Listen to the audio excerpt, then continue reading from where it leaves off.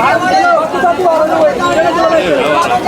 जी अनिल कुमार जी, आज क्या कार्यक्रम था आपका?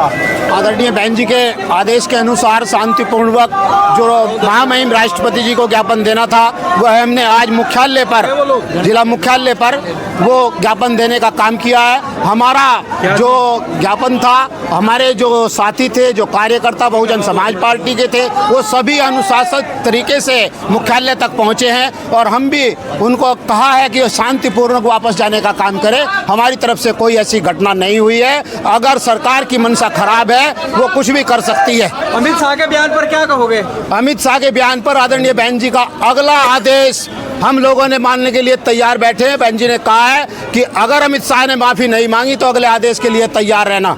अमित शाह तो कह रहे हैं कि मेरे बयान को तोड़ मरोड़ के पेश किया जा रहा है। उसके बयान को तोड़ मरोड़ के पेश किया जा रहा है। वो गृह मंत्री है, किसी की हैसियत है तो उसको जेल में डाल दे। अगर जिसने उसका तोड़ मरोड़ के बयान किया है तो मुजरिम है, उसे डाले। ये इतनी जनता है सारी, कोई बेवकूफ़ नहीं है। वो अपने आप को बचाने के लिए जो मर्जी, दलित समाज से बचने के लिए और बैकवर्ड समाज से बचने के लिए ये बहाना कर रहा है। अगला कदम बीएसपी का क्या होगा? अगला कदम बीएसपी का जो होगा, आदरणीय बहन जी जो करेगी वो होगा। बाबा साहब के लिए कुछ भी कर सकते हैं।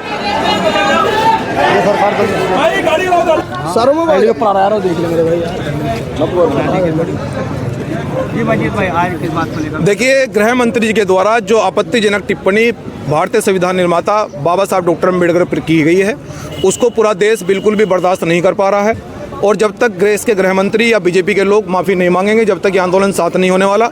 आज पूरे देश के अंदर सभी जाति धर्म के लोग, क्योंकि ये लड़ाई संविधान निर्माता की है, ये लड़ाई संविधान को बचाने की है। ये आंदोलन बड़ी मजबूती से देश के अंदर हो रहा है, जिसको बहुजन समाज पार्टी के नेतृत्व में भीम आर्मी जय भीम संगठन समर्थन करके इसको मजबूती से आगे बढ़ा रहा है।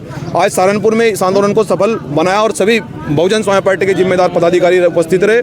इसलिए और मैं ये भी कहना चाहता हूँ, देखिए बाबा साहब डॉक्टर अम्बेडकर की बदौलत जो भी इस देश के अंदर शोषित पीड़ित मजलूम हैं, वो जो भी हैं वो बाबा साहब डॉक्टर अम्बेडकर और संविधान की बदौलत हैं।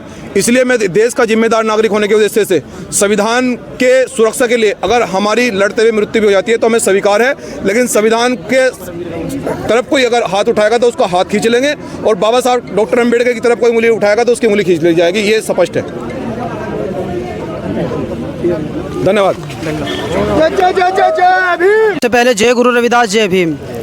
मैं मनीष सहारनपुरिया, श्री गुरु रविदास आर्मी संस्थापक व राष्ट्रीय अध्यक्ष व हमारी पूरी टीम आज जिला सहारनपुर में अमित शाह के खिलाफ एक ज्ञापन देने के लिए आई है। जैसे कि सभी भाइयों को पता है, सभी देशवासियों को पता है, अमित शाह ने बाबा साहेब डॉक्टर भीमराव अंबेडकर जी के जो अपमानजनक वो बातें कही हैं, उनके मान सम्मान में आज हम ज्ञापन देने के लिए आए हैं।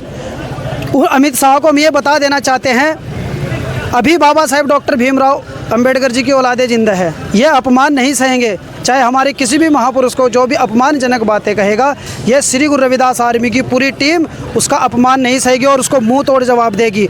और हमें जो लड़ाई लड़नी है कानून के हिसाब से लड़ाई लड़नी है, ना किसी के साथ में लड़ाई दंगा करना, ना झगड़ा करना है।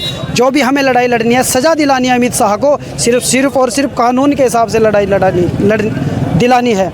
तो इसलिए मैं यही कहना चाहूँगा इस बीजेपी सरकार से, महामहिम राष्ट्रपति जी से, कि गृह मंत्री अमित शाह जी को ज़्यादा से ज़्यादा और कड़ी से कड़ी सज़ा दें जो उन्होंने बाबा साहेब डॉक्टर भीमराव अंबेडकर जी को जो अपमानजनक बातें कही हैं। कल धरना प्रदर्शन किया गया है, जो माननीय पूर्व मुख्यमंत्री बहन जी के द्वारा घोषणा हुई थी कि 24 दिसंबर को पूरे बहुजन समाज पार्टी की तरफ से और भीम आर्मी जय भीम संगठन की तरफ से ये पूरे भारत में एक धरने का प्रदर्शन किया गया, जिसको बाबा साहब डॉक्टर भीमराव अंबेडकर जी के अपमान किया गया, अमित शाह के द्वारा, गृह मंत्री जी के द्वारा अपमान किया गया। ये अपमान बिल्कुल बर्दाश्त नहीं होगा। ये तो सिर्फ एक ट्रेलर था। बाकी अगर उन्होंने माफ़ी नहीं मांगी पूरी संसद के सामने तो आगे के लिए पिक्चर इससे भी अच्छी होगी।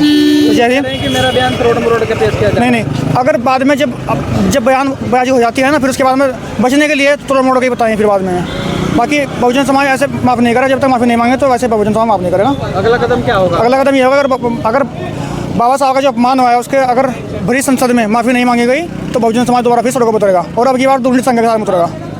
जय हिंद।